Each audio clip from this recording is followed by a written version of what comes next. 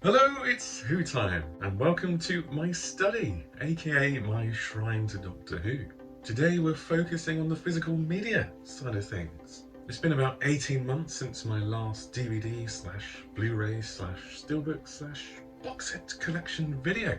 Over the course of 2020 and 2021, across multiple lockdowns, I have not only completed my classic Doctor Who DVD collection, but also my new Series Steelbook collection. Now, if you saw my last DVD collection video, you may notice that I've rejigged the study somewhat since then. That was probably about a year ago. That's because I've added some IKEA Billy bookcases over here. Previously, on the left here, I used to have my DVDs in a smaller storage unit, but I was running out of space for all my Doctor Who physical media, and my figures, of course. So I've created more storage capacity with these massive Billy bookcases, so I can continue to add new figure releases from B&M and also add new customs that I'm making at the moment, and of course keep collecting the collection range. So without further ado, let's crack on and have a look at all the DVDs, Blu-rays, Steelbooks and box sets. But not the VHSs though, down here at the bottom. There is a separate video on those if you want to see my VHS collection. I'm not planning to expand this at all. This is just what I had growing up in the wilderness years. So go check that out on my channel if you want to see that. Otherwise, let's have a look at the collection range.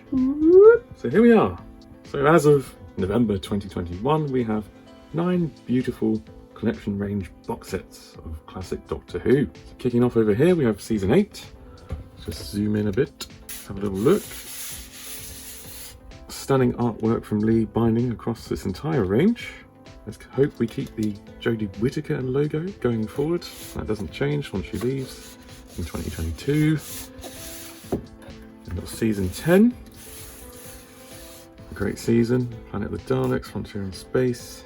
Lovely, that's beautiful. After that, we have Tom's first season, season 12. Well, this was the original release in this range. This is the first edition. There was a second edition of this for those who missed out because they did quite a small print of these. And then they realised that people actually wanted this and they made some more. Then there was a whole debacle with the wrong discs in it. That was a disaster, but it all sorted out in the end. Season 14. Very nice. One of the best seasons in Classic Who, or potentially of the entire series. Lots of classics in there. Beautiful, lovely Talons of Wing-Chun and Tom there. Jumping a few seasons, we've got season 18. I've been watching this of late actually. Just need to watch Logopolis. I've never actually seen that one because I can't bring myself to see the end of Tom's era. But on the plus side, there is loads of Big Finish of him now, so hopefully that will make it a less sad viewing experience. We'll see. This is lovely artwork here again. Lee binding. Right, now we're on to Davison. We've got his first season, season 19. Wonderful. Obviously they stuck the Earthshock Sideman in the middle here. This season is probably best known for that story, since it's such a staggeringly awesome story. Excellent. And then we go on to Colin. This is his second and last season, Trial of the Time Lord season. A wonderful box set. We've got Verbois, Drathro, Beauregard. And then we move on to the 7th Doctor. We've got 2 for him. So we've got his first season, season 24. Not particularly beloved. That includes me. God, I hate Paradise Towers. I've got a review of that if you want to see that. But this is a nice box set. That's worth checking out. And then we have the final season of Classic Who, season 26. A lot of people love this series. I think it's pretty good. I think the editing and structure of the 2 middle stories could be better. But overall, it is, there's a lot of good stuff going on. So that's the collection range. Obviously, as of this month, November 2021, we're looking forward to season 17. That should be out in early December. So yeah, looking forward to that. I love that season, even though a lot of people don't. It's quite a funny season, but yeah, I love it. I look forward to that. Right, let's move on to the individual DVD releases for all of classic Doctor Who. All the stories in their unique silver amaray cases. Wonderful. As I said, the collection is now fully complete. which is incredibly satisfying to look at on the shelves. This collection even includes representation for all the missing episodes, all the missing stories from the 60s. If you want to learn more about how I got the cases and ripped the episodes and recons onto a disc, then check out my video from 2 years ago, which fortunately is still mostly accurate. Getting the recons off Daily Motion may prove more tricky now, I believe, but yeah, it's still worth checking that video out. Okay, let's go back to the 23rd of November, 1963. Here it is, An Unearthly Child, the first ever Doctor Who story. Introduces Susan, Ian and Barbara, obviously, as well as William Hartnell as the Doctor. We see a lot of cavemen. Okay, let's pop that back in. Next, the story that probably ensured the longevity of this show, the Daleks. Their first appearance, of course. A 7-part epic. It's a bit slow these days, but obviously it's still worth a watch, and the movie version of this is really good as well. Next up is The Edge of Destruction. Here we go. I haven't actually seen this one. I know it's not particularly beloved. I don't know. But yes, I need to do a Hartnell marathon. That's what I need to do. There's quite a few I haven't seen. Well, not for a while, at least, some of these. But here we go, Marco Polo. Unfortunately, this is the first of our missing stories. All 7, I think this is 7 parts, isn't it, as well? Yeah, so this is all missing as well. How horrendous, but we've got this lovely case. And I've got the loose cannon recon on there. That's something I need to watch. Hopefully that gets discovered. Or maybe even gets animated soon, that'd be great. I've got Galaxy 4 very soon at this point. Looking forward to that Galaxy 4 animation. Keys of Marinus. Wonderful. Got the Vord on here. We just had a B&M release of some Vords. That's very timely. It's a nice fun story. We've got another beloved story here, the Aztecs. Special edition one. Don't have the original one. This has got actually the Galaxy 4 recon on it with the missing episode and then the 6 minutes from episode 1. And then the rest is recon. That's pretty good on that as well. After that, we've got the Sensorites again. Another story that we've just had a B&M set for. We've got some new Sensorites. Speaking of which, here they are. Let's come back. This is a wonderful cover. Lovely. Moving on to the Reign of Terror. This is incomplete, so there is some animation on here. People are not a big fan of the animation on this one. Yeah, French Revolution. Wonderful outfit for William. For Bill. Next up, Planet of the Giants. Or Planet of Giants. Wonderful. Look at that. That's a great front cover. I love that. Nice little story. Hang on. Now the big epic. The Daleks' second appearance. The Dalek invasion of Earth. Great stuff. Even though it does include some cardboard Daleks, and yeah. There is that CGI option for the spaceship, so it's not bad. But yeah, obviously a classic. Oh, this is a good little story. The Rescue. This is a good one. It's got, what's his name? Called Killian. Killian. I'm not sure how to say his name. But I need to do a custom figure of him. That would be great. There's Vicky. This comes in a 2-pack with the Romans. A little box set, and here's the Romans as well. I remember watching this as a kid on VHS. Yeah, I enjoyed these ones. We'll move on to the Web Planets, a beloved story for Peter Capaldi, the 12th Doctor. He refers to this one a lot. The Zarbi, the Minotra. Really stretching the budget there. Good stuff. Got another missing episode here. Well, 2 missing episodes on this one. Half of this one is missing. We're hoping for an animation of this at one point, but don't know how likely that is because there's so many costume changes and they're quite expensive to do. Nice fan-made cover there. Lovely. So obviously put the recon on there and the 2 existing episodes. And we've got a nice full story again here. We've got the Space Museum. People quite like this one. Features a Dalek in it. Yeah, it's alright. I love this one, the Chase. Now, a lot of people think it's a bit too silly. Hang on, I'm just struggling to get this back in. Here's the Chase. People think it's a bit silly, but I think we can all agree we love the mechanoids. We love that final battle. That's all good stuff.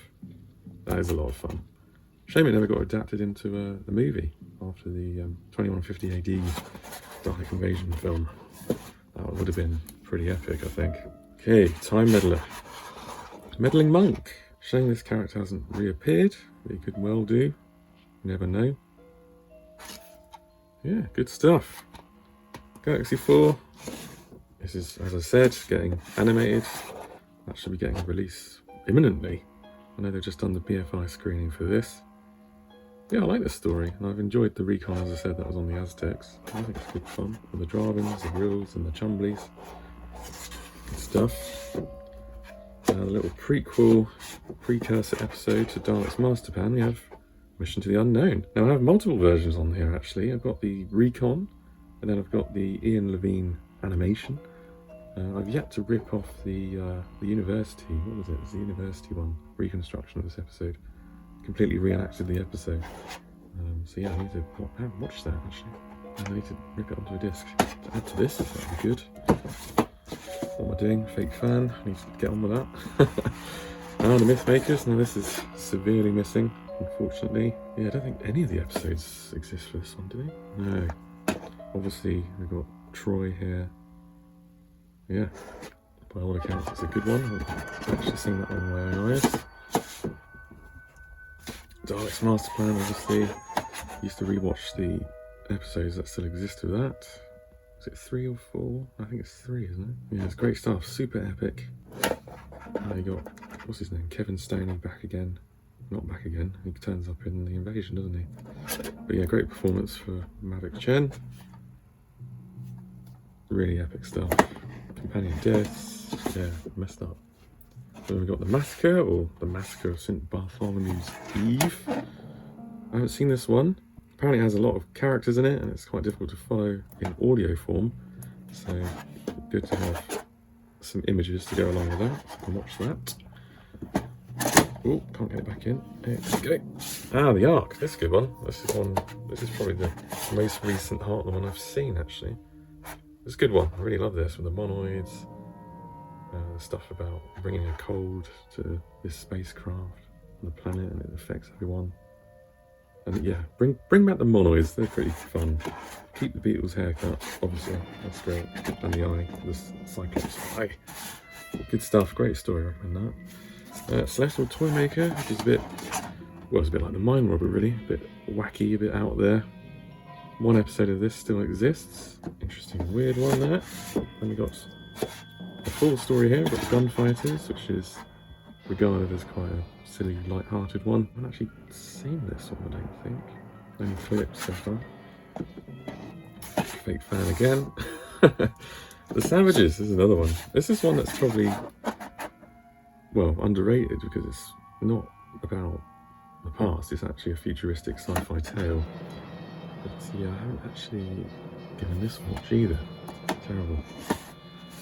But yes, I look forward to watching that soon. We've got War Machines. Yeah, very good fun. Got BT Tower. Massive War Machines. Actually, I've got a custom of this underway. 3D print that I'm doing. So keep an eye out for that if you like my channel. Getting towards the end of the Hartnell era here. We've got the Smugglers. No, I haven't seen this one. This one is set in the past. What do you think, guys? Tell me if it's good. I have no idea. Now, obviously, I've seen this one. This is the 10th Planet. Wonderful stuff.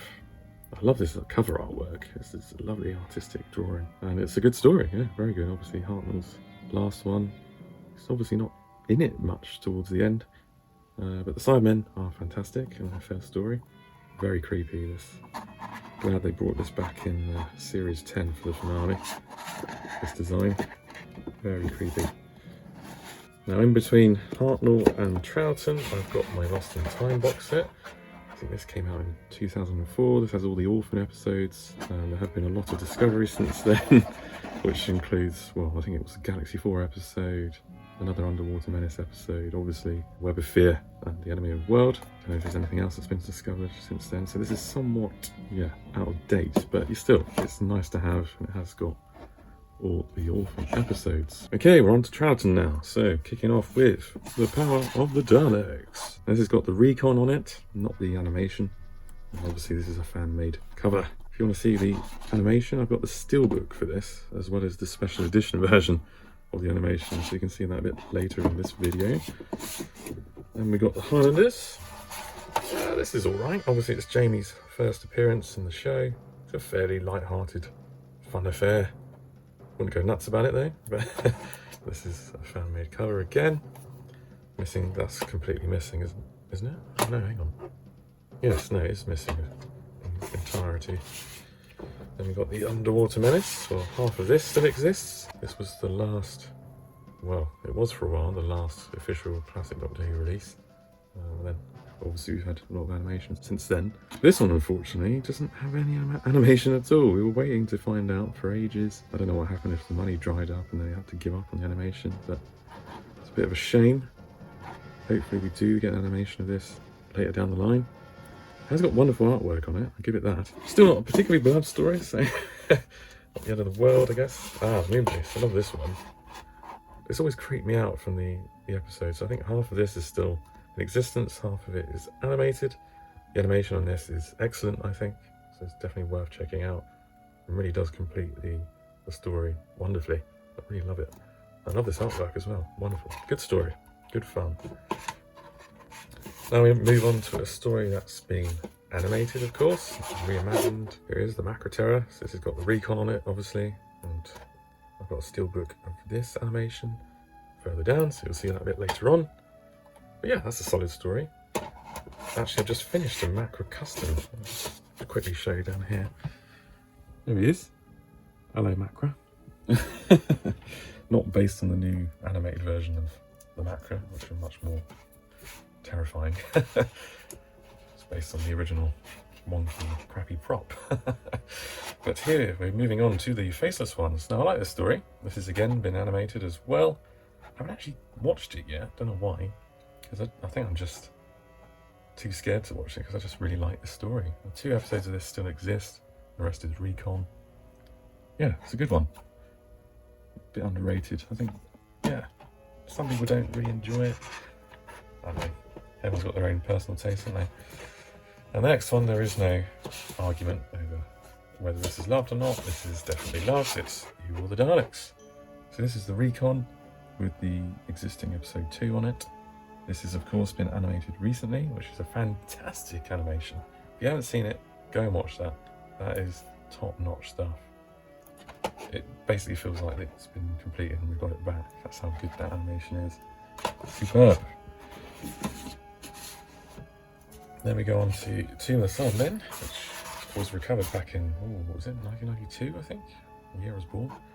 But yeah, great story, great stuff. This is a special edition version. There was an original, more vanilla release. Then it got remastered again. We got some extras chucked on there. Yeah, fantastic story. If you haven't seen it, go watch it. And then come back to this video, of course. It's another story that's mostly missing, the Abominable Snowmen. Hoping for the animation on this soon. Has it been announced? I'm not sure if it's been officially announced or not, but I'm sure it'll be coming up since the Web of Fear exists and people love Yeti. I'm sure it'll get animated sooner than later. Yeah, I love the cover on this. Again, fan made. It's a good story. I think 1 episode of this still exists. Yeah, I think that's episode 2 as well. Which is good stuff. We've got the Ice Warriors. Fortunately, most of this one exists, apart from 2 episodes, which are animated. The animation on this is a bit weaker. It's a bit too cartoony for my liking, but it's good enough. Great cover on this. I love this. But yeah, solid story. The first story of the Ice Warriors, of course. I think the next one that they're in, what we'll see very shortly, is their best story. So that one's a good watch. Got a lot of Ice Warriors. Now we've got the special edition of the Enemy of the World here. I did have the original release, and then I realised some cash from that and got this version, which has got more extras. Yeah, great story. When this got recovered, everyone thought this was just a fairly naff story, but this is actually fantastic. Highly recommend you watch this if you haven't seen it. Great stuff. Great performance from Troughton playing the baddie, and the Doctor, of course. Yeah, cracking stuff. I think I prefer it to the Web of Fear, even. Here's the Web of Fear. This is the original release of this. Of course, this has now got a re-release with an animated episode 3. That's all done in some bizarre 3D animation, which people have kicked up a fuss about. It's not too bad, but I've got the steelbook of that, so you'll see that a bit later on. But I love this original cover. This is great. And obviously there's not much in terms of extras on that. But that was very exciting to see that. Shame about episode 3. I can only hope that gets brought back. It was there at the time, but Philip Morris found it, and then it didn't come in the freight for some reason. Very frustrating, to say the least. Now I've got Fury from the Deep. This is obviously the recon. This is an entirely missing story, apart from some clips. Obviously the telesnaps. So this is a lovely recon of it. Solid story. The animation came out, I think it was last year, 2020. That's pretty good. I recommend that. That's probably the best way to watch that one. But yeah, it's great. We've got so many animated versions of these stories. It really does. Well, it's just wonderful. Just never thought we would get those things. You thought we'd just get the odd animated episode, and now we're getting full stories animated. Crazy. Now this is one that should be getting animated soon, I imagine. Episode 3 and 6 still exist, which are probably the most important episodes, bizarrely. I quite happily watch those 2 episodes and think I've seen the whole story, really. But would be up for an animation of this. Very unique Within Space Cyberman design. Really like them. Yeah, it's a solid story. It's not the best, though. But yeah, I'm sure that'll get animated. There's also the first 10 minutes of episode 1 got animated, and it's on the Macroterra release, I think. I don't know why they did that. Was it like some sort of demo release? I don't know. You can see that if you want somewhere. I'm sure it's on YouTube. I got this story. This is the Dominators with the what are they called? The Quarks. That's what they're called. Not particularly beloved story. Kicking off season 6 here. Unfortunately, we do have most of season 6, but some of these less good stories are in here. We've got the Mine Robber. This is pretty well liked. Again, a bit like the Celestial Toymaker. This is a bit weird, a bit trippy. But yeah, good fun, that. Good story.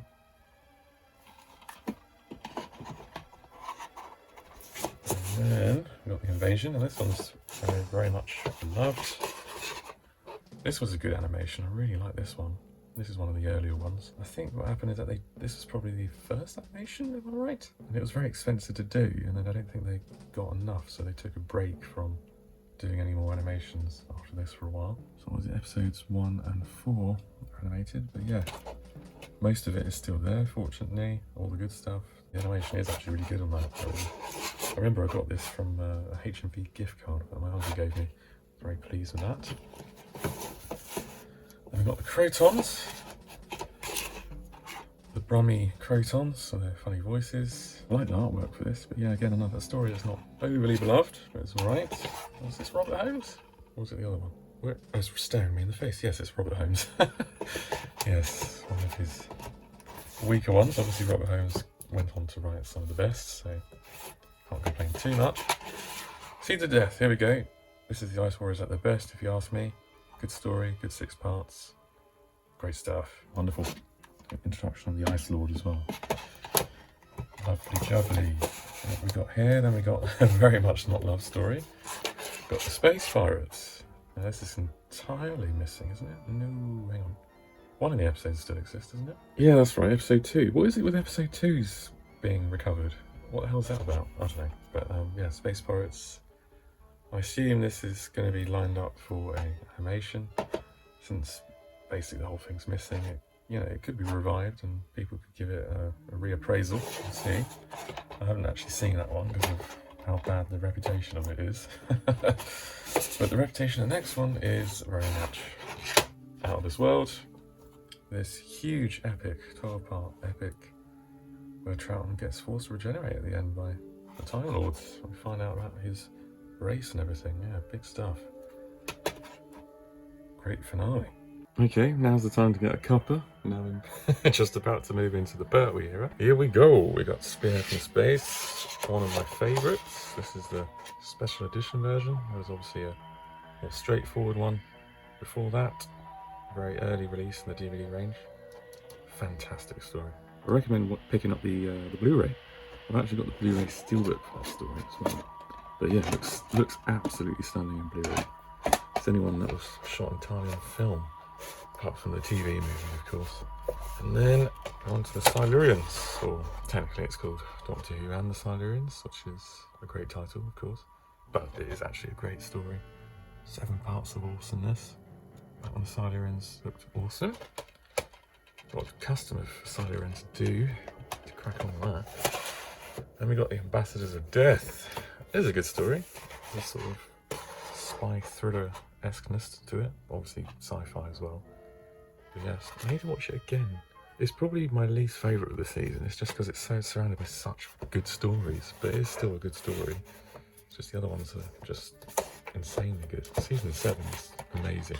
Here's the finale of Season 7. Now in my previous DVD video, collection video, I did actually have these the wrong way around, so apologies for that. And if you spotted it, it's a nice little thing, you know, for you to recognise and go, oh, what an idiot you are, Hooter. So I've got it the right way around now. Inferno ends Season 7. It's in the right order. Yeah, fantastic story again. This is 7 parts of awesomeness with the Primords. This is the special edition version of this lovely new cover. And more extras. Yeah, stellar stuff. Then we move into Season 8 with Terror of the Autons. Fantastic stuff. This came in a 2-pack with that Spearhead from Space special edition. Great story. It's now got a new version of it. Well, not a new version. It's got the, what do you call it? The blue screen. The CSO has all been fixed up on the collection range back up there for Season 8. Which is worth seeing, because there's just too much CSO in that. Otherwise, very good story, and obviously couldn't move on without saying this is obviously Delgado's first story, and it's magnificent. It'd be utterly stupid of me not to mention that. He's the best. I have actually done some customs from this story, so there will be a video on this. They're actually just up here. Have a little peek. There you go, you've got Policeman at the back there, Factory Auton, Carnival Auton, we've got the Troll Doll down here, and of course Delgado.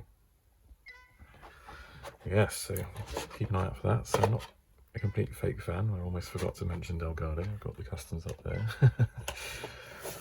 Oh god, it's so amazing. Love Delgado. Right, speaking of Delgado, he's back again. This is the theme of Season 8. He's back again in the Mind of Evil. The Colour Machine. Yes, this is a good story.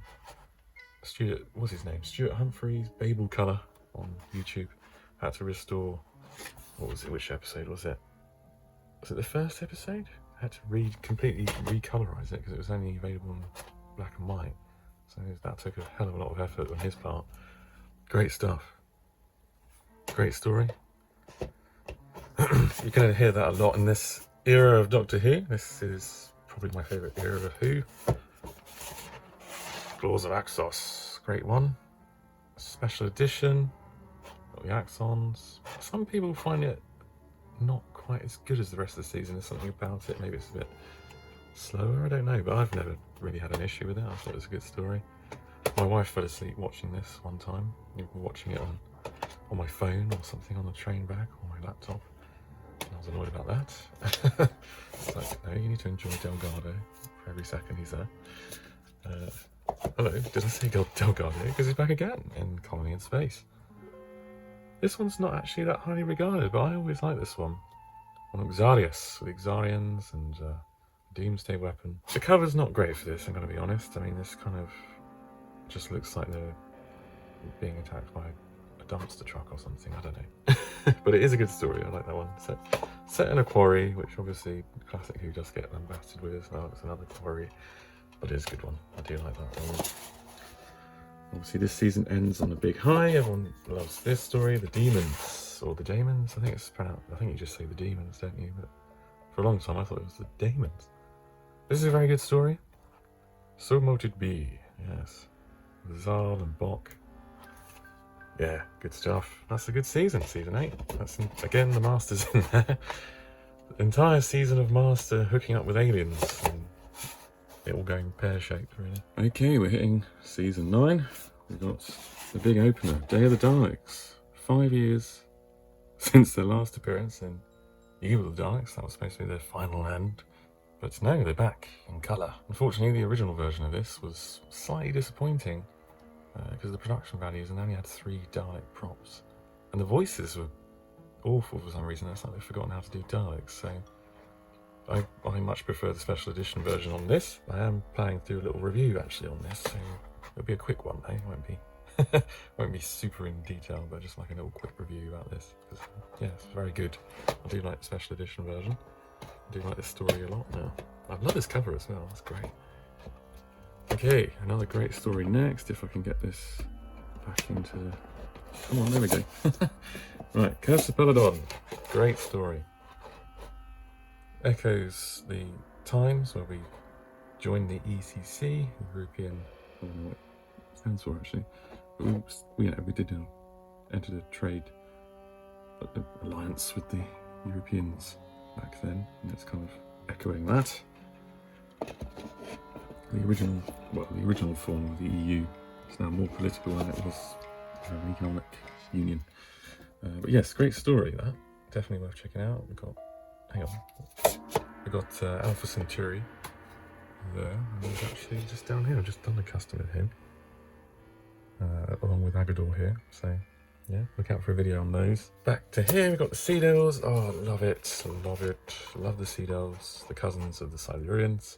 This is just an epic action-packed 6-parter with the return of the Master again. So he had a little bit of a gap there. Well, only 2 stories, I guess, and then he's back again. There's Delgado, but I'm glad we got so much Delgado, given his unfortunately early passing. So that's unfortunate. We'll get back to that in a minute. But yes, Sea Devils is wonderfully epic. Definitely worth checking out. This story is less well regarded, but I think it's very good. It's kind of a commentary on apartheid in South Africa. You've got the Mutts.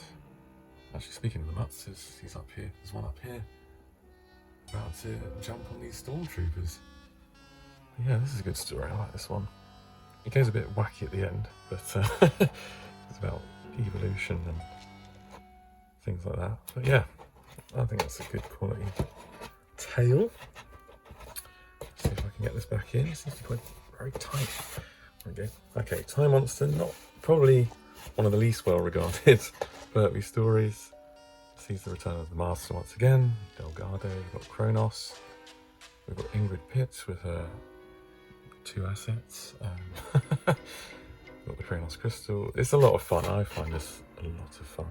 It goes back to Atlantis. Yeah, it's a lot. I think it's just a lot of fun, personally. You even get a naked Benton at the end, I think. He goes back to a baby, and then he gets reverted back to an adult, and then he's just naked, and is that how it ends? It's a lot of fun, but a lot of people would say this is probably one of Burtby's weakest stories. Okie dokie, I think we're about to hit season 10, if we can get this back in. Why is this shelf so difficult? Come on, there we go. Here we go, the 3 Doctors. Now this is very much well regarded. Great story. We've got the return of Troughton. William Hartnell's also back in a limited capacity because he's quite ill, unfortunately. But this is a great story. We've got the introduction of Omega, a really wonderful villain, and it's stuck in the minds of all fans since this. Wonderful stuff. Continuing this praise is because we hit season 10, which is arguably his best season. We've got Carnival of Monsters Special Edition with the Drashigs, Miniscope. Great stuff. Really ambitious for the budget, but I think it all pretty much pays off. It looks great. I love it. You even have Harry Sullivan in here. Well, he's not playing. Well, Ian Marter's not playing the character of Harry Sullivan, but he's in this. I think it's his first appearance in Who. A completely different character. He becomes a companion. We got another great story, Frontier in Space. I love this. The Draconians, the Master. This is Delgado's final performance, sadly, as he has a car crash abroad whilst filming something else. So it is, yeah, it's a shame. So there is a bit of a strange edit towards the end where it's a sort of commotion and he disappears and you don't know what happens to the Master. But this is still, nonetheless, a fantastic story with a great performances and great monsters and a great twist, which leads nicely into Planet of the Daleks, which is a very solid tale. This is Terry Nation, isn't it? Yeah. So it's kind of just the sort of greatest hits of Terry Nation's tropes, surrounding Daleks. I find it really enjoyable. I think it's good stuff. This has now got new CGI effects on the Season 10 collection Blu Ray box set up there, which I didn't think it really needed, but we can watch that version. And then ending Season 10 with style, we have The Green Death, a fantastic story. Always remembered, well, it's remembered not just by fans, but I think the general public, with the giant maggots. It's got a strong environmental message, which is still very topical to today. Yeah, this is great stuff. Definitely worth checking out. If you haven't seen it, go watch it. Very emotional ending. Yeah, just sublime. Great stuff. So yeah, Season 10, love it. Now we move into Pertwee's last season, Season 11. Kicking off with the Time Warrior, the introduction of the Sontarans, which at the point I'm recording right now, we've just seen War of the Sontarans from Doctor Who Flux, or Series 13. He gets name checked in that as well, so wonderful stuff. This is a good fun story. If you love Sontarans, you'll love this. Then we move into another good story, the invasion of the dinosaurs. Yes, everyone moans about the dinosaur puppets in this, but there's a sort of charm to them, I think. If they did do a CGI version of the dinosaurs, I would be up for it. Still, nonetheless, irrespective of some of the production, it's a good story. Moving into a story that's probably less well regarded. Once I get this back into the slot back in, my friend, there we go. We've got Death for the Daleks. I love this story personally. Probably not high up on people's favourite Dalek story lists, but I really do love this. I love this artwork, it's fantastic. I love Exelon. It's not really about the Daleks, they're kind of part of the story. It does something different and interesting. Yeah, well, I think it's really good. I guess the only downside is the Daleks are a bit highly strung and they kind of go a bit crazy and kill themselves and stuff. Seem a little bit weak. No, but they do have machine guns in that, which is pretty cool. Machine gun picking down. Okay, the Monster Peladon. We've got the sequel to the Cursed Peladon here. Not with Joe Grant, but with Sarah Jane Smith. We've got Alpha Centauri back. The Ice Warriors are back. Agador is back.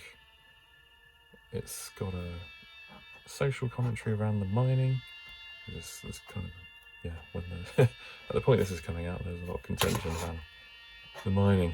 But yeah, mining industry, obviously we haven't had in the UK for decades now, but yeah, not as good as the Cursed Peladon, but still fairly strong, but probably regarded as one of the weakest Pertwee stories. And then we end on a massive high in Pertwee's final story, Planet of the Spiders, with a great cover here. That's great. Obviously it's still remembered fondly, I think, by the public, with, you know, big spiders. So yeah, the spiders do look a bit ropey now. So I mean, if they did do a CGI update of the spiders, I wouldn't say no, but nonetheless, again, a bit like Invasion of the Dinosaurs, irrespective of that, it's still a great story. Great performance from Pertwee. Shame he had to go, but we do get another great Doctor coming next, so let's look at Tom Baker. Okay, we've got 7 years of Tom to get through, so let's kick things off with Robots. Wonderful stuff. This is, yeah, just a lot of fun. Quite a light-hearted start, I guess. I mean, it's just a very tight 4-parter, which is, yeah, pretty good. Got Unit, got Sarah Jane. This is where you got the classic duo. Sarah Jane really fitted in with Tom a lot more than Pertwee, I'd say. I think that's probably a unanimous opinion. Oh, now I can get back in again. There we go. Right, the Ark in Space. Much beloved story. Great stuff. We've got the Wooden. We got Noah here transforming into one. It's a special edition, of course. This was one of the earlier releases. When the DVD range started, there was a straightforward release of this. Then it got redone with some CGI spaceship stuff going on and more extras. Yeah, great story. If you haven't seen it, go and watch it. Very much a precursor to Alien, the film. They nicked it off this. Just obviously Alien had a lot more budget. God, I can't get this back in. What is up with this? It seems to have got even more difficult. Sorry for faffing about there. Right, continuing on. The Sontaran experiment. Now, I love this one. I love Star. You're weakening, Star. Yeah, little two-part story. It's the Sontarans back. They're doing an experiment, obviously, that's in the name. Yeah, this is one I fell in love with as a kid. This is my first Sontaran, even though, you know, Time War was obviously first. Yeah, we love it. Fun little tale. Then we have the absolute epic, arguably #1. It was for a while in the magazine. Genesis of the Daleks, with the introduction of Davros, played by Michael Wisher here, who basically makes this story, really, I think. It's more about Davros than it is about the Daleks, but the Daleks are absolutely on form, massacring people, so you can't complain too much. Absolutely phenomenal story. I recommend. And then we end season 12 on a story that a lot of people don't really like much. I've always loved this, Revenge of the Cybermen. The Cybermen are trying to get rid of the planet of gold, Voga. I blooming love it. So, I'll say, I don't want to hear anything bad about the story. It's just a lot of fun. Hands on hips all the way. But here, season 13, arguably the best season ever. Certainly one of the strongest. We've got Terror of the Zygons. What a cover, look at this front cover, it's absolutely epic. I remember I got this originally with the 4th Doctor time capsule release, and they gave a vanilla release of this story before this came out, without any extras obviously. So I managed to see it again on DVD a bit earlier than when this came out. But yeah, great story, the introduction of the Zygons. Their only appearance in the classic series, and fondly remembered. I've got some customs of the Zygons. Spent ages carving out their faces. There will be a video on that too. Oh, another story I absolutely adore. Planet of Evil. The antimatter creatures and the anti-man. Really good jungle set, actually. It really sells it with the lighting and all that jungle stuff. Obviously the graphics, the antimatter things and the laser effects are a bit cheap looking, but I mean, this is a great story nonetheless, and got dark elements. Yeah, oh, love it. Straight into my veins. And then we got, well, another story that's highly regarded, of course, Pyramids of Mars. Fantastic, with Sutek and the mummies. This is obviously fondly remembered. It's great stuff. I'm surprised there wasn't a special edition release of this. This is quite an old DVD release. But I'm sure it'll probably get some effects or something done when it gets around to the season 13 box sets. Wonderful stuff. Another story that makes me super happy, the Android Invasion with the Kralls. The androids, I'm doing some customs to these guys at the moment, in fact. People say this is the weakest of this season, I think, but no. They're all awesome in this season. I love it. And then we got the Brain of Morbius. Excellent stuff once again. We've got a Frankenstein-inspired story here. Very gothic, very creepy. And all those, what do you call them? Those doctors who appear in the mind battle towards the end have now reappeared in the Timeless Children, which to everyone's surprise. Yeah, no, this is a great story. I love it. Sisterhood of Khan, Morbius. And last but no means least for season 13, we have the formidable, the Seeds of Doom. Tom's very angry in this one. He's punching people, holding people at gunpoint. The stakes are blooming high with the crinoids. Ooh, scary stuff. Great story. Great end to the season. Now we hit season 14. Kicking off with the Mask of Mandragora. If you see my other videos, you know I have a cosplay of Hieronymus here. I really like this story. Shot in Port Merion. Yeah, Renaissance period. Yeah, I mean, it's a lot of fun. I really enjoy it. I know a lot of people probably wouldn't highly regard this for season 14, but it's overshadowed somewhat by certainly this story, which is really good. I love the Hand of Fear. Sarah Jane's last story. We've got Eldrad, magnificently played by the woman. It's not so good when Eldrad turns into a male form. He's not as good. Gotta love female Eldrad. But yeah, a really good story. Watched this with my wife. She really enjoyed this one as well. It's not the last time we see Sarah Jane, fortunately. Beloved companion. Then we hit a solo story for Tom, 4th Doctor, the Deadly Assassin. He's by himself on Gallifrey against the Master, getting inside the Matrix. The President is assassinated. Ooh, everyone loves this one. It's got a lot of lore in it. Everyone loves it. Great. This is one I absolutely adore. Potentially in my top 10 stories of all time. The Face of Evil. This is obviously the introduction of Leela. Wonderful. I love this with Zoannon and the two tribes, and yeah, the revelation of what's going on. Fantastic stuff. I really love it. My wife loves this one as well. She may not admit it now, but she won't admit to saying she loved a particular story. That doesn't sound very cool otherwise. Wouldn't say that to her friends at least. Anyway.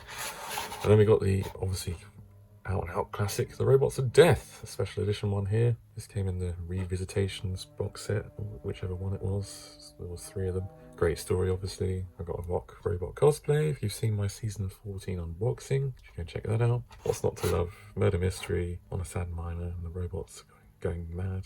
Lovely Art Deco robots. Then last but not least, season 14, we have the much beloved Talons of Weng-Chiang. Again, this was in a Revisitations box set. Great story. I haven't seen the new version on the season 14 collection range box set up there, which it's got the rat has been turned into CGI, so I really want to see that. See what they've done with that. Apparently it's really good. Really at peak Who at the moment. Now we hit season 15, things may start to take a slightly less good turn, but not just yet. We've got the horror Fang Rock, the introduction of the Rutons, and a very claustrophobic, scary one in a lighthouse. It's a great story. The effects for the Ruton are somewhat not so good, so if they did a CGI version of that, that would be appreciated as an option. I'm surprised this never got a special edition version, but yeah, because it's obviously one of the earlier releases. Everyone loves this one. Next one is The Invisible Enemy. I absolutely adore this episode. It's got the introduction of K9. We've got the prawn, as I like to call him. It's a prawn. It's a nucleus of the swarm. Very ambitious on the budget, and I just love the ambition, the creativity. And it's a lot of fun. It's well paced. Good stuff. I'm doing some customs of Tom when he's infected. Also of the prawn here. I mean, he's not called the prawn, he's the nucleus of the swarm. And of Saffron. Yes, so look forward to that video. If you stick around, that'll be coming up soonish, I hope. Almost finished them. Next up, the last sort of gothic-y horror tale of the 70s. Well, I don't think we get much gothic after this, do we? We'll see. Anyway, this is very much feels like Hinchcliffe era, set in a haunted house, basically. We've got the Fenderlines, very dark, very creepy. It's a good, solid story. Good one. Russell T Davies said he would always like to do a sequel to this story, so now Russell T Davies is returning to the show. Maybe we'll get that in season 14 or season 15, who knows? Or series 14 or series 15 is what I mean. Right, The Sunmakers. This is basically just a script about attacking the tax system, really. Written by Robert Holmes, isn't it? Yes, a lot of people love the script for this one. I think the way it's produced is unfortunately a bit of a letdown. It's very boring sets and it feels very cheap, but it is a good solid story. Unfortunately, the one after it is even worse production values wise, and the story isn't particularly gripping. It has some good elements, it's sort of Jason the Argonauts inspired, but it kind of all goes wrong after episode 1, which has episode 1 is just really good. Then it turns into a sort of CSO nightmare. Couldn't afford to go to actual caves and just use blue screen to make caves. And it's very distracting. The story isn't good enough to overcome the the failings in terms of production. Also, not very good when it has a evil computer in it, and that makes you think of The Face of Evil, which is obviously far superior. So yes, not the best, arguably the worst of the Tom Baker era.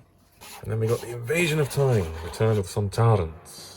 I really love this one. I know a lot of people are not so keen on it, but I think it's really, I mean, the stakes are high. The Sontarans invading Gallifrey, the Doctor seemingly gone bad. I have a big soft spot for this one, really. I think it's pretty good. You won't hear me say anything bad about this. Well, I mean, you could hear some complaints about it, but I really love this one. So that's season 15 coming to a close. Okay, season 16, the Key to Time season, the big arc. We're kicking off with the Ribos Operation. This is very good, actually. Not much of a monster, no creature feature, but it's a really good script from Robert Holmes. Some very likeable characters. It's pretty well produced, really, because it relies on basically raiding the BBC's historical clothing. Yeah, no, solid story. This one I much prefer. It's very ambitious, but the production, it does look cheap, unfortunately, because we are on another planet. Big ideas and big concepts from this. This is Douglas Adams. I really love this one. I think a lot of people do have a soft spot for this one. It's a good one. I just wish it had slightly better production values. But yeah, no, in spite of that, it's still very good. And definitely inspired the Series 11 finale. I'll tell you that much. The what's it, Battle of Ranskow Kos. I'd rather watch Pirate Planet. This one's a very good one as well. The story 3 in the Key to Time season, the Stones of Blood. You've got the Ogre, these stones going around sapping everyone's blood out of them. This is pretty gothic actually. So then it sort of takes a turn later on. But it's a very good, yeah, really enjoy this one. Very good. Excellent. And we go to number 4. Androids of Tara. This is a good one. It's about androids, obviously. Again, it's got a sort of historical sort of culture, society on this planet, which obviously plays to the strengths of the BBC costume department. That's a good, solid story. A lot of fun. Next, we've got Ambitious again. As we hit the power of the Kroll, we've got the largest creature to ever feature in Doctor Who, at this point anyway. It's a big puppet for the Kroll. We've got people painted green, the marsh, whatever people. I quite like this one. This is Robert Holmes again. Yeah, I think a lot of people probably don't like it very much, but it's a very easy watch, I find. I think it's pretty good. And then the final one, if we now move down to the next level, final story in the Key to Time season is the Armageddon Factor. This is a 6-part one. It's quite long. Introduces Lala Ward. Obviously, at this point, she's Princess Astra rather than Romana 2. We'll get to that in the next series. Yeah, this is a solid story. It's a solid end. Probably not people's favourite. The Shadow's pretty cool. I'll probably do a custom figure of him at some point. Okie dokie. Season 17. Obviously, we're getting the collection range box set of this soon, but for now, we've got all the DVDs. Destiny of the Daleks, and I really love this one. It does have its faults, and I have done a review of this on my channel, if you want to check that out. I love it. I've met David Goodison at the last Dalek world record attempt. I have a big soft spot for this, but yes, of course it has issues. But no one really has any issues with this one. This is much beloved, City of Death, with Skadoth, the last of the Jaggeroth. Wonderful. Obviously, I forgot to mention that Romana 2's in this, so we've got a new Romana introduced in Destiny of the Daleks, who regenerates like 5 times in 5 minutes. Crazy. But yes, City of Death, very beloved. Next up, not so beloved, but more laughed at, the creature from the pit, because of the unfortunately appendaged creature of this story. I have a lot of love for this story. Given its reputation, I went in with really low expectations, and I thought the story is actually pretty good. And I thought it was just really entertaining, really funny. I have in fact got an Arato custom. And he's knocking about just up here. Show you. You go 3D print there. We've got the little translator disc and some wolf weeds as well. Love it. So yeah, I'm biased to this one. I love it. Again, I love the next one. Nightmare of Eden. I love the mandrels in this story. I like the plot. Good messages for kids. You know, don't take drugs, kids. Again, this series or this season is well, it does suffer from poor production, and obviously the budget was struggling. But yeah, good fun. I love this one. This one's not so beloved. You either love it or you hate it. This is Marmite, this one, because this is more like a pantomime. Personally, I love it. It's absolutely hilarious. Oh dear, Soul Deed is just amazing, and yeah, I love it. Obviously, that's a contender for one of the worst Tom Baker era stories, but if you're thinking about it objectively, but I find a lot of enjoyment in it. And then we've got Shada, which never got broadcast. It was only partially filmed. It's now had various versions of it, as I'm sure you all know. The best version, of course, is the animation that came out in, I think it's 2017. And it's also getting a slightly different version on the season 17 box set, where it gets put back into 6 parts, because the 2017 one was just a feature-length story. So it'd be nice to see it as 6 parts once again. Yeah, that's very good. I recommend that. This is interesting just to see the linking narration and bits with Tom telling you what happens. So it's still worth a watch. Then we move into season 18, Tom's final season. My goodness. The Leisure Hive. Well, A lot of people don't really love this one. I think it's wonderful. I love the flowmassing, I love all the concepts. It's on another planet. There's a lot going on in this story. There's a lot of concepts and ideas. And it's obviously fresh and new with a new title sequence. Tom's a lot more somber in this season, which they say wasn't necessarily on purpose. Yeah. No, I love it. Great stuff. Expect customs from this story at some point soon. Meglos, the second story of season 18. Not particularly beloved. It has got its problems, they're quite infuriating. But it's nonetheless, it's still quite exciting because you've got a cactus doppelganger of the 4th Doctor, and you've got the return of Jacqueline Hill, obviously, who played Barbara of the 1st Doctor, and she's back here. So I mean, it's not without its good parts. I probably give it a bit more of a bit more slack than others. I pretty enjoyed that one. Arguably the worst of this season, but I still like it. Now, full circle. This is great with the Marshman. This is written by a guy who was 17 at the time, which is incredible. And it's actually a pretty good story. Most of the revelations come in the final 10 minutes, and it's all a bit like, hang on, what's going on? But nonetheless, it's fairly solid. Unfortunately, it introduces Adric. No, I don't hate Adric too much, but this is where he comes in. It also has that great music for K9, where it goes da da da da da da da da, which I love. So yeah, solid story, solid. Then we've got another one, which is very solid and quite well liked, I think. State of Decay, vampires. Yeah, it's pretty epic. I like this one. Very strong tale. Terrence Dix has returned. I think it was a script that was going to be used. I think it was back in season 14, maybe, but they got taken out. I think Talons may have replaced it, I'm not sure. But yeah, nice for it to come back. Terrence to rock back up with their script. Obviously made very differently from how it would have been done if it was in season 14. Yeah, good solid tale. Now this one's absolutely bizarre. Warrior's Gate. I'm not even sure I understood what happened in this one. It's really interesting and it's very visually stimulating as well as the story's bizarre. You're trying to figure everything out and what all these dimensions are. What do you guys think? I mean, I did struggle with this, trying to figure out what's going on, but I do appreciate its existence and it's making you think. It's different. Back to more standard fare, but really epic. We have the Keeper of Traken, where we have the return of the Master. Obviously, we haven't seen him since, what was it? The Assassin. Because he's still an emaciated corpse. Played by a different person this time, Jeffrey Beavers, rather than Peter Pratt in The Deadly Assassin. Very exciting, which obviously nicely leads into Legopolis. The Master has returned to non-emaciated form, and now looks like Anthony Ainley taking over the body of Travis from the previous story. I haven't actually seen this yet. I don't want the Tom Baker era to end, so I'll just keep putting off watching it. But I know it's quite a somber affair, but it is well loved.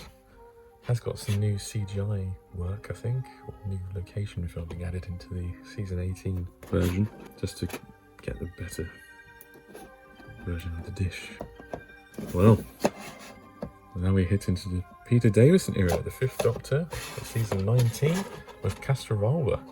Very strange story. But yeah, people like this one. It's not like, I don't think it would be high on anyone's regeneration story lists, if they have one. It's there. Again, this Ford Doomsday. Oh dear, that was terrifying. Again, this is a story that's not particularly loved. It's okay. You got the frog dude. You got that bit with, he's in space for a bit and he throw a cricket ball or something, I can't remember. But yes, don't hear people talk about that one very much. This one people do love a lot. Kinder with the Mara. Yeah, that's very nice. That's really ambitious. I really like this. And yeah, not surprised you got a sequel. This one I really love, The Visitation. It's just a really fun, strong tale, 4-part serial based around the Black Plague. Pterodactyls are cool. I love the Disco Android. Obviously this is the special edition version. It's packed with more features. Yeah, it's a good story. Enjoy this, enjoy the villains. One story I quite like, Black Orchid. It's only a two-parter, quite short. It's a nice little murder mystery, but it's quite easy to figure out who the murderer is. That's the only slight problem. But it's quite a nice little light-hearted affair. And then we get this out-and-out classic, easily the best. Well, maybe Kinder that's jostling with it, I don't know. Depends how you feel, but Earthshock is amazing. Obviously, there's the return of the Cybermen after, what was that? Revenge of the Cybermen must have been the last one, wasn't it? So, was it 7 years or something crazy? What a return for them, and then also killing off a companion. Spoilers, sorry about that. But this has been out for decades, so if you haven't seen that, it's your fault. Amazing. I love this story, of course. Who doesn't love it? It's not actually the end of the season, though. Time Flight is the season finale, for some reason. We've obviously got Balloon Balloon Balloon, and the Master in this very odd disguise, and Concord's in it. Yeah, not well beloved, this one. Oh dear. Then we kick off season 20. I don't think season 20 is anyone's particular favourite. We've got the return of Omega, looking very different. He looks like the Doctor for a period. It's all in Amsterdam, which is quite exciting. Location filming. We obviously have Colin Baker here as well, before he becomes the Sixth Doctor. Very interesting. Then we got the sequel to Kinder. We got Sneak Dance. Martin Kroon. Very funny. Well, the Mara, pretty interesting concept. I don't know if this probably, it's again just like Curse of Peladon and Monster Peladon. The sequel is never quite as good as the first. Then we go to Mordred Undead. I don't think I've seen this. Is this the Black Guardian trilogy? I don't think I've seen these. We got Mordred Undead. Obviously, the Brigadier returns. Turlo. The whole plot with him being being put into the TARDIS to kill the Doctor. Then we got Terminus with Garm in it, and Nissa leaves in this one. By all accounts, I think this is a pretty good one. Yeah, there's a Black Guardian, so it's Black Guardian trilogy. So the final one of this is Enlightenment. It's all the ships in space. I think this has got a very nice upgraded effects for this one, isn't it? Is that on here? Yeah, special edition version. So they probably won't be doing anything for the box set for that one. And then the King's Demons here. The Master's back again. And you've got Chameleon. Don't think anyone particularly likes this one. It's just a bit of fluff, I think. And then we get, everyone loves this one. It's a wonderful celebration of 20 years of Doctor Who, or the 25th, sorry, God, 25th anniversary, being a Burke. This is a special edition version, not the original. There were multiple releases of this, I think, and different covers and things. You know, kind of more standard release. But this is a great story. You can just pop this on any time and you blooming love it. Great stuff. And then, does that kick off season 21? It must do, yeah. And then we go into a story that isn't beloved, but I do really like it. You get the Silurians and the Sea Devils in one story, attacking an underwater base, trying to cause nuclear war. Obviously heavily influenced by the 80s, the current times with the Cold War, with America and Russia. People often refer to this story as why it was ropey back in the day, and probably why it got cancelled. Because Michael Grade often refers to the Merca and how laughable that was, and it is a bit laughable. I don't know, I love this one still. I will be doing some customs of the Silurian leader, and a couple of Sea Devils, I think. I might try the Merca, that'll take a lot of minute. Anyway, moving on to the Awakening. This is quite a nice little short one. It's quite terrifying with the Malice, especially in that sort of mini form. Yeah, it's pretty horrible, really. It's got this good supporting character. I can't remember the guy's name, but he's a lot of fun. Is he not from The Visitation as well? I can't remember. There was a similar dude in that, wasn't there? Anyway, it's quite a nice little one. Moving on to Frontios. So Frontios, yes. I forgot how Mark Strickson's performance in this is just out of this world. Getting towards Soldy levels. He goes absolutely mental in this. Other than that, we've got Tractators, like woodlice inspired creatures. It's alright. I'm not a huge fan of this one. There's some good ideas, and the TARDIS gets destroyed. I feel like it could have been done a bit better. But it's certainly, it's certainly promising. It's got some good stuff in it. It's not as good as this one, though. Resurrection of the Daleks special edition. So this probably came from the Revisitations box set, one of those. Might have been 2. Great story. Kind of transitional between Destiny of the Daleks and Revolution. It's kind of not its own thing. This kind of picks up from where the Velen virus stuff, and yeah, you end up with the Dalek Civil War. He starts to make his own Daleks after this one. So yeah, no, but it is really good and really dark, messed up. Next up, Planet of Fire. This is the one that's filmed in Lanzarote, isn't it? Certainly abroad again. Got Chameleon and the Master. Yeah, I don't think people particularly like this one either. Apart from it looks nice. Being abroad obviously raises the production values. And then we get arguably the best Doctor Who story of all time. It has been #1 in the magazine, The Caves of Androzani. The Sheriff's Jack, you've got Perry, you've got Batman, you've got great cliffhangers, political plays and androids and what's the thing called, that monster thing? The armadillo monster. I forgot what that's called. That's quite funny. The Magma Beast? That's what it's called, isn't it? But yes, aside from that, fantastic story, well written, great performances, great cliffhangers. Highly recommend if you haven't seen it. You should have seen it if you haven't. And weirdly, finishing off season 21, rather than beginning season 22, we have the much maligned twin dilemma. With Mestor, these twins who can't act at all. The only good thing, really, most people refer to is Colin's performance, but he is obviously very erratic and he strangles Perry in this, and it's all, yeah, not a good lasting impression to leave at the end of the season and then have a gap. You know, how are you supposed to like this Doctor when he's strangled Perry and he's thinking about himself? And yeah, obviously by the end of the story he has settled down a bit more, but it's a bit of a bad taste in the mouth for people at the time, I imagine. I don't mind it, but yeah, it's not the best. Season 22 kicks off with Attack of the Cybermen. This is a solid story, and Colin Baker is very good in this. You've got the Cryons, you've got the Cyber Controller on Telos, you've got Cybermen in the sewers. There's a lot of cyber lore in this, actually. It really pays off if you know your cyber history. Yeah, it's a solid one. I like that one. Pretty grim at points when they crush Litton's hands. That's pretty cool. Oh, Vengeance on Vados. That's a good one. I think this is probably what people regard as Colin's best story. He's got the introduction of Syl. Yeah, it's very menacing. It's very dark subject matter, isn't it? It basically video nasties. There's a regime that runs on killing people offline on telly. Yeah, I like this one. My wife really hated this one, so it was too much. Oh, not Mark of the Rani, no. Whilst I love the Rani and love her performance, this is a very odd one, and it's very slow. And the plot doesn't really feel threatening. They're trying to get all the great minds in the Industrial Revolution and kill them off or something. But the Rani's not really there for that. She's only there to do some experiments. And then the Master rocks up and causes a ruckus. And there's people turning into trees. That's really weird. Yeah, I don't recommend this one. Oh dear. The Two Doctors.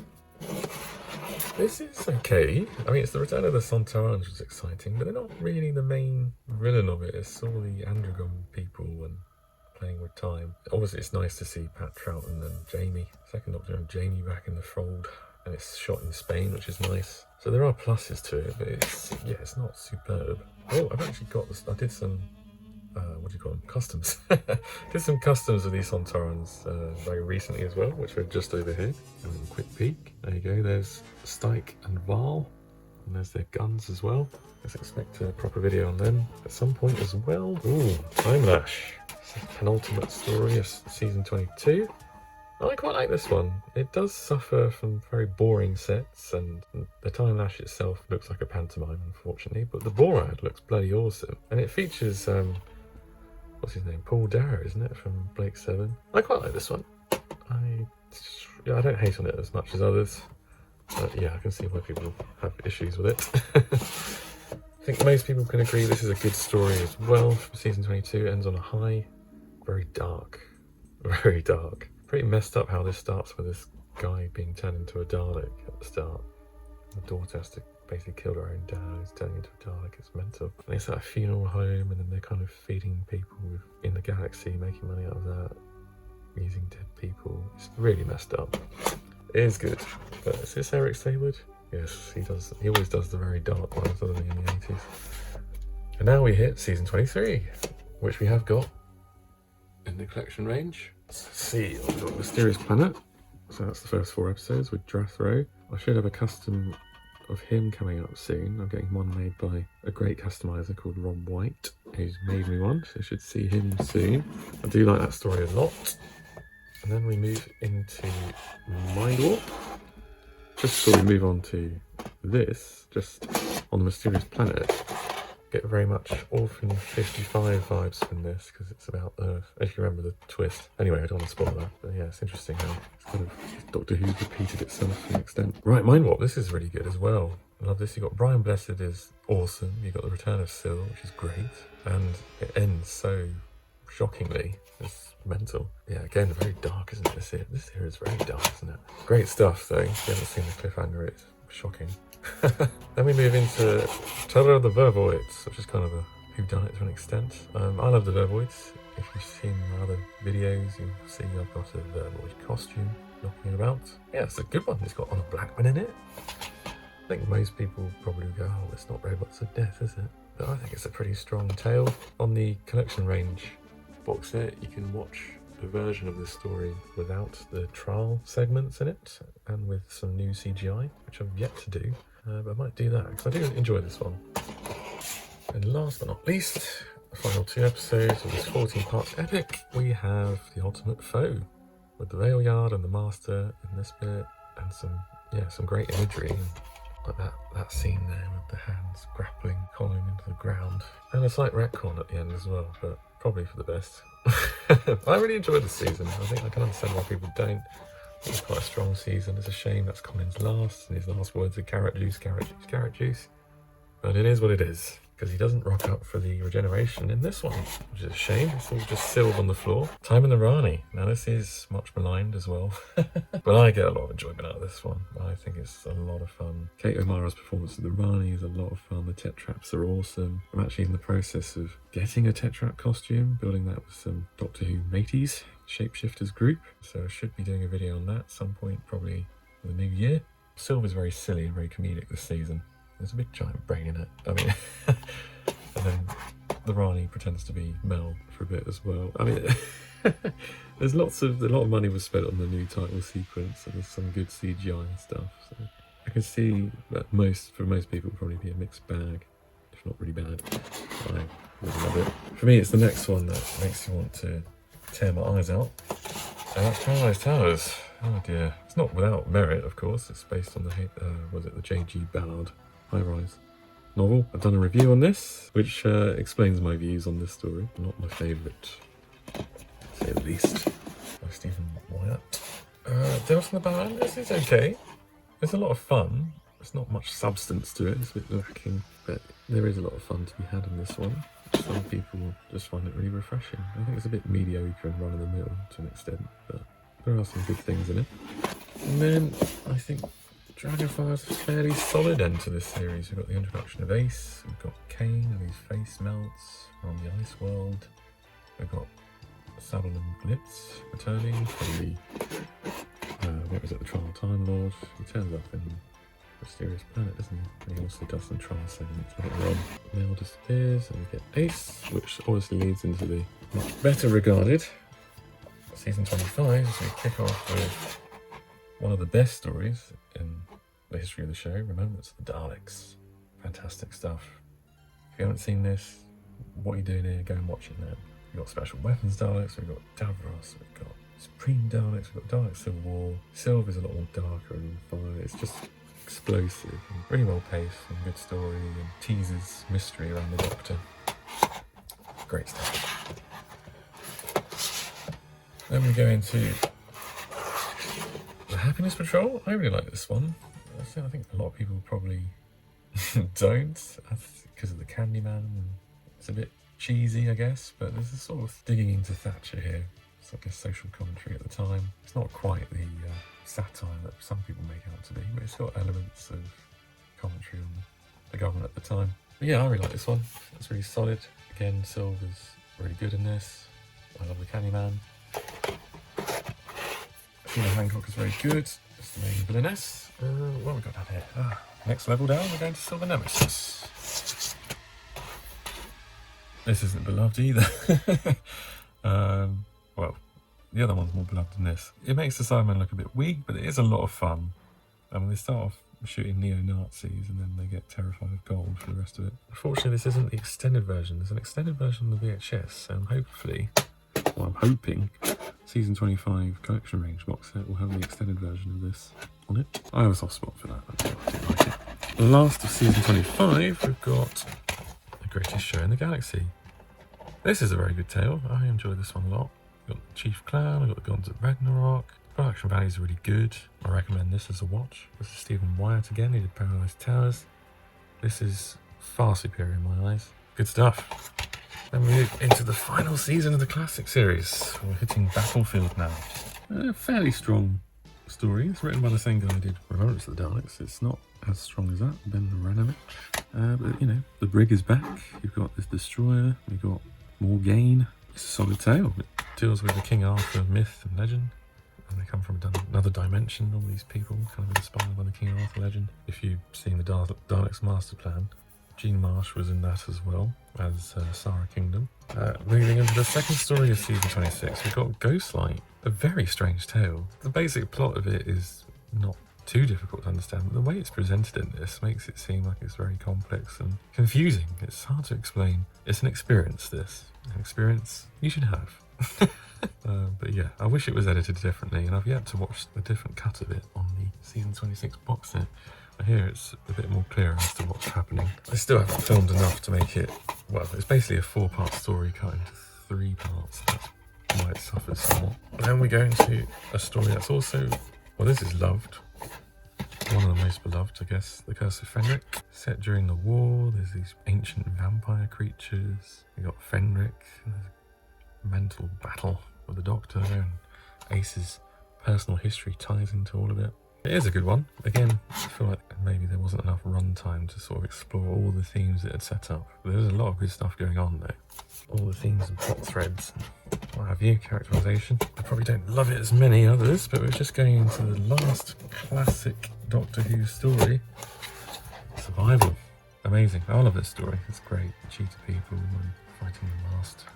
Yeah, I think it's a really satisfying watch. A lot of people moan about the black cat prop, but I don't really see the issue. But yeah, definitely worth checking out. Wonderful. It's not over in terms of classic DVD releases. We've got the TV movie here. Not my favourite, I'm going to say, but the one shining diamond in the rough there is definitely Paul McGann, and probably his TARDIS actually. The inside looks magnificent. It's alright, but not good enough to revive the show, as we know from 1996. It did not come back, so. And then if you have a look at the other releases here, we've got Scream the Schalke. This was a 2004 animation with Richard E. Grant as the Ninth Doctor and Derek Jacobi as the Master. And then we've got the Schalke. I've seen some of this, I haven't seen it for ages. It's decent, it's definitely interesting, but obviously they kind of retcon it in terms of its canon. Somehow, just before the show returned in 2005, they didn't know it was going to do that. So it's an interesting watch, definitely. Then we got this documentary that came with Sharda in a 2-pack. More than 30 years in the TARDIS. Obviously, if you like the classic series, this is just going to be an indulgent fan fest. And then we've got a spin-off attempt back in the 80s with Elizabeth Sladen and Sarah Jane Smith and K9 and Company. It's quite a slow burn, but yeah, it didn't quite take off. I haven't actually seen it myself. I've only seen clips of it. One to watch. Pop you back. Now we move on to the new series in Steelbook form. The last Steelbook release of the fabulous Series 8 back in April this year, 2021, wonderfully completed the Steelbook collection. So let's take a look through. First off, we've obviously got Series 1. Wonderful, isn't it? Look at that. Beautiful artwork. I think at this stage, it's lead binding, I think. You've got the back there. Obviously the sleeve, it's just a smaller version of that artwork on the back there. Wonderful. The Daleks and the Bad Wolf. Yeah, that's lead binding. It says it there in little writing. So that's lead binding. Wonderful. Moving on to Series 2. There you go. We've got Tennant and Rose. Excellent stuff. There's the back. And again, there's the artwork with Daleks versus Cybermen in the finale. Wonderful. Good series. They're both very good series. There's 1 and 2. There's some mixed episodes in here, but the ones that are really good just really kind of counteract any ones that are a bit weak. So what we got here? We've got Series 3. Wonderful. I love this series. This is arguably my favourite since the show returned. You've got the Master returning in the finale. You've got the Weeping Angels and Blink. Really strong series. There was a load of hullabaloo about this for a while because the artist, what's her name? Claudia Carampa put the wrong version of the Master here. The Master who was seen in the End of Time was on the back here, and then it got altered for release, which is good. Okay, Series 4. We've got Donna and the 10th Doctor, Tennant, 4th series. This is arguably probably most people's favourite since the show returned. It is a very strong series, no doubt about that. A very strong finale, as we can see, with Davros and the Daleks. Now this one is done by Sophie Cowdery, isn't it? Now she does a few of these. She's really good. I really like her art style. Stunning piece.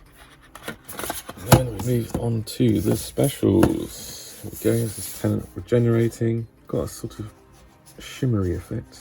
Don't know if it quite comes across on camera. Kind of does. But yeah, there it is. Look round the back. This is a very strong year as well. Obviously, it's got the Master, got the Cybermen and the Next Doctor. We've got the End of Time. We've got Timothy Dalton there as Rassilon. Waters of Mars. Oh, lovely. Planet of the Dead was pretty good as well. Is that represented on here? Oh, there's one of those Swarm. There's the bust. This artwork is done by Tom Webster. I don't know if he does anymore, but he's very good. I like his artwork a lot. Very nice. That was a very good year. 2009.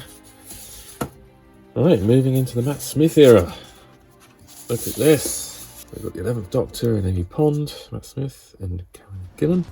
Got this lovely artwork, Van Gogh inspired artwork of the TARDIS exploding. And if you look around the back. Oh, there we go. Oh, we've got Weeping Angels, we've got the Pandorica, we've got Silurians, River Song, Young Amelia Pond, Daleks, of course, and Rory Williams in his Roman outfit when he was an Auton. That was weird. Great season. Really, yeah, really confident rebirth of the show back in 2010. Now we're getting to Series 6. A bit more divisive, this series. So we've got River Song, we've got the 11th Doctor in his green coat, we've got Amy and Rory, of course. These people used to mark how many times they've seen the silence on their arms, like this. That's a lovely bit of design there. When you look around the back, you can see, well, we've got Silence, of course. We've got Madame Kavarian. We've got the Impossible Astronaut, which is a song inside there, spoilers. And we've got Idris / the TARDIS. That's played by Saran Jones. Lovely. Now I think both this and Series 5 are both done by the same artist, aren't they? They're done by Sophie Cowdery. Really excellent design. I really like her style. I think she does a few more actually. Let's have a look. So yeah, she definitely does both of these. Does she do Series 7? Let's find out. So here's Series 7. We've got obviously the 11th Doctor, Amy Rory, we've got dinosaurs, we've got cubes, we've got the sign of the Daleks, we've got I was going to say Daleks in Manhattan then. I mean, the angels take Manhattan. Look around the back. What else have we got? We've got, we've got Ice Warriors, we've got Cybermen, we've got Trenzalore, we have Whispermen, Great Intelligence, played by Richard Grant, we've got Victorian Clara, we've got Clara seen in Journey to the Centre of the Earth, we've got her leaf, part of her story and her parents' story. Obviously the 11th Doctor in his nice purple frock coat. And yes, this is also done by Sophie Cowdery. Excellent design once again. A series that's not as beloved as others. I still think this is quite a strong series, but yeah, I can see why people don't like it. Some of the stories have not particularly satisfying endings. Oh, I haven't opened this one yet. This is, of course, the 50th anniversary specials. I think I was going to do an unboxing of this, but same for Series 8, but I didn't get around to it, so I'll probably just open it and watch it. Unless you do, of course, want to see me unbox this and look more intently at the artwork. But we obviously have John Hurt, we have lots of Daleks, we have Rose, and well, that's the moment. We've got the 10th Doc, we've got Matt Smith, we've got Jenna, 11th Doctor, and Clara. Obviously got Gallifrey in the back there, in ashes and burning. Around the back, haven't opened it, so you have to look at the smaller bit of artwork. You've obviously got the TARDIS crashing through the wall and hitting the Daleks. And the back to Lee binding. Haven't seen him since, when was that? Series 2, I think. Then we've got Series 8, here we are. Again, I haven't opened this one up yet. I think this is Sophie Cowdery again. Is it Cowdery or Cowdery? I'm really sorry if I'm saying your name wrong. But yeah, we obviously have Peter Capaldi, and we have Missy, and the clockwork stuff going on in the background, which is part of the title sequence. Some chalkboard markings. All the hints of Sophie Cowdery artwork, if you ask me. Oh, does it not say? Oh no, it does. It is her, Sophie Cowdery again. So obviously we have Cyberman, we have Gemma Redgrave, that's the Brigadier's daughter, Lethbridge Stewart, Kate Lethbridge Stewart. We have Osgood, we have the Mummy, Mummy on Orient Express. We obviously have Clara, Danny Pink, and Rusty the Dalek. Great series, I love that. I'm very biased to the Capaldi era. Deal with it. Series 9, and this was an Amazon exclusive. I did actually buy this second hand, so I did pay through the nose for this. But it has, I paid, what was it, 200 quid? Yeah, like a nutter. This is now doubled in price since then. I bought this over a year ago. Yeah, it's lovely. I can't remember, it's done by someone else I've heard about. I think she does this in the next one, maybe. And you've got Clara on the back. That's, yeah, very beautiful. Look at the back of the sleeve, maybe that would enlighten me. Well, I can't see any name on here, but I have just quickly googled it, and it's done by Alice X Zhang. That's not how you say a name, is it? It's probably Alice G Zhang or something like that. But yeah, very good artist. I'm sorry I butchered your name. Sincere apologies. And again, I've got some that are still not opened yet. So I was going to do an unwrapping, whatever. I think it's the same artist for this, Alice, once again. The Series 10 Steelbook.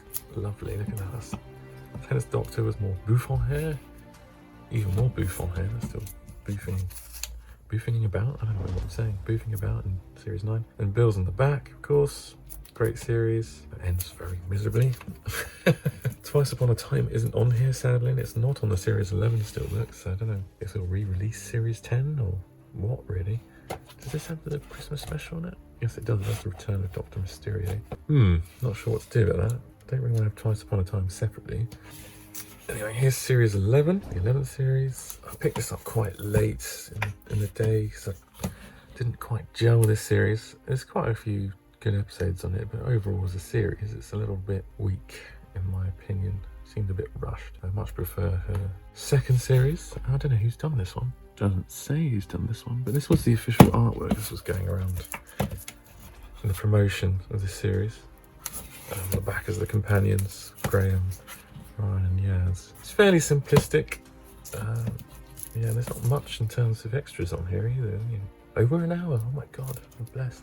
Think about the number of extras we get on classic stuff, and more on these ones as well. Anyway, moving on to Series 12. I really like Series 12. And it's got resolution in it, so that's very good. Got this lovely artwork here. The 13th Doctor and the Master, Sacha Darwin's Master. And a better look at the three companions compared to the Series 11 one. So we've got Yaz, Graham and Ryan. Yeah, I really enjoyed the series. Obviously, the end is pretty, I guess, it does rock the boat a bit, but it's yet, all that stuff is yet to sort of tie up. And we're watching Doctor Who Flux at the moment, Series 13. Hopefully it comes to a satisfying end. It's going well so far, I'm enjoying it. Hopefully, Revolution of the Daleks appears on the Flux Steelbook, otherwise I have an issue there.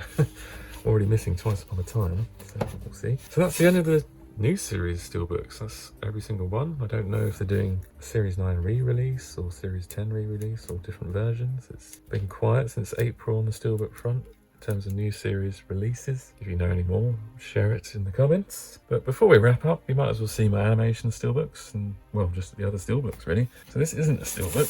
This is a, probably better to show you the other one first, isn't it? The Power of the Daleks Steelbook. Again, I was going to open this up and show everyone this. It's a great animation. They have then subsequently, this came out in 2016 I think, and then they subsequently re-released it last year, 2020, with slightly updated animation. It's a very good animation. I really like this one. But the only way to see this animation in colour is to get this Steelbook, unfortunately.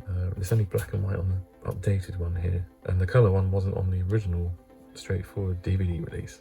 Yeah, it's not really ideal, is it? I'm sure the season 4 collection range box set, when that comes out, will have all of the stuff in one place, but for now you kind of got multiple releases and not any of them are completely comprehensive. It's very odd, but yes, nonetheless, great story and great animation. Great debut for Patrick Troughton. Next up is the Macro Tower. It's a nice steelbook. It's a very good animation, arguably the best. I think Evil the Daleks now rivals it at the moment, but people really like this one. Me too. The steelbook is only different from the original DVD release because it has, well, these bits down here, Gridlock and Confidential for Gridlock. So basically, if you really love Gridlock, this is for you. But I mean, I bought it for the artwork more than anything. I like the front cover here. This is the ominous Macro coming up to the TARDIS. Very good. Next up is the Faceless Ones. This is a very nice piece. It's open, and yet I haven't watched it. I don't know why. So on here you've got Earth and the plane. You've got the TARDIS on the runway. That's really nice. Travel your way. Chameleon Tours. And then around the back is, well, I think that must be the Chameleon Planet. And obviously these ominous shadows of the chameleons. See, it's like travel our way. Yeah. There's a good little story. I like this one. What's on the back of the sleeve? A slightly different artwork there with the side ways to look at the plane. Yeah, it's a good one. Of course, Evil the Daleks, fairly recent release. This is phenomenal. Go and watch it. Absolutely, highly recommend. Just as good as Macro, if not better. Love it. Got the Emperor Dalek on the front here. And some Daleks surrounding the TARDIS. Yeah, fabulous stuff.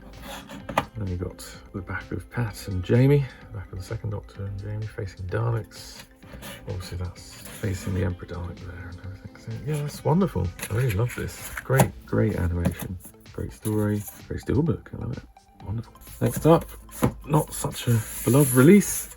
Great story, and people love the story, but the people didn't really enjoy the episode 3 animation because it was 3D and it looked a bit cheap, and it's hard to disagree with that. But the steelbook is still nice, and it's nice to have an animation for episode 3 nonetheless. So you've got the webbed TARDIS, you've got the Yeti coming down the underground tunnel. Back, I think it's just a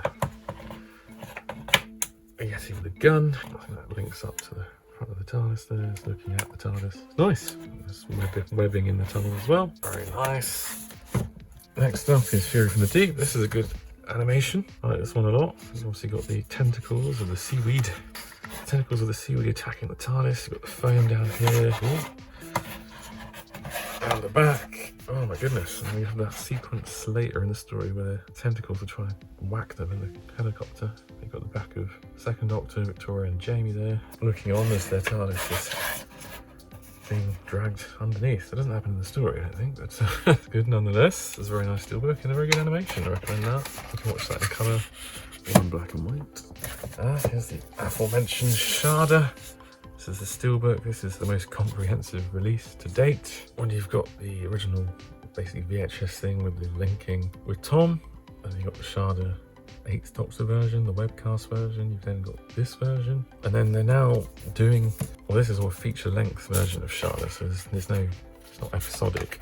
They're now on the season 17 box set in December. There will be a 6-part version of this very animation. Very exciting. So yet another version. You've got the ball things that land on people's heads, and you've got K9, the 4th Doctor. Presumably that's what's his chops? Skagrath or whatever. And you've got Lala Ward as Romana 2, then the prisoners who escape towards the end. That's a good little story. Recommend that. Good steelbook. Then we've got non-animated steelbooks here. The final 3. We've got the Blu Ray of Spearhead from Space in steelbook form. It's got the same artwork as the standard Blu Ray release. It's just in a nicer packaging, really. There's not a huge amount different, really. That's it. It's just the steelbook version. It's not different extras or anything like that. But a fantastic version. It looks incredible. Amazing restoration on that. Highly recommend you pick that up. Then last but not least, we have the 60s Dalek movies. Ooh. I haven't opened these up because I was planning to do a unboxing of these because they're quite rare. Took me a while to track them down at a good price, but they're good. I like them. These are good movies. I really enjoy them. They're just, very easy to watch and put on. And, they always turned up on TV when I was a kid. You just end up watching it. But yeah, good. It's the first one. Looks like the Daleks. And Daleks Invasion Earth 2150 AD. I had to pick these up off eBay. You can't really get them from any actual retailer now because they came out a while back. But yeah, very exciting. And that's your lot. Well, credit to you if you got this far into the video. Hope you enjoyed it if you did. So thanks for watching. As always, don't forget to like and comment on this video. Don't forget to subscribe to the channel if you haven't already, and click on the bell for notifications of new content. Also, you can follow me on Twitter and Instagram. Twitter is, well, the handle is @WhoTimeUK. Instagram is instagram.com/WhoTimeUK. Thanks again for watching, and I'll see you in the next one.